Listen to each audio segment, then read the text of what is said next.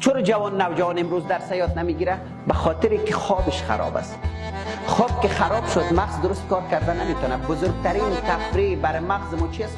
خوابتان به هیچ چیز خراب نکنید، حتی به خاطر درستان. 7 ساعت 7.5 یا 8 ساعت خوابتان حتما بکنید که مغزتان قوی باشه. کم خوابی 5 تا صدمه میرسونه، 7 تا 10 سال عمر کوتاه میکنه، شادابیت چیره را خراب میکنه، حافظه را ضربه میزنه، سیستم دفاعی خراب میشه. دوستان نظام آدمی که خوابش خراب زود مریض میشه.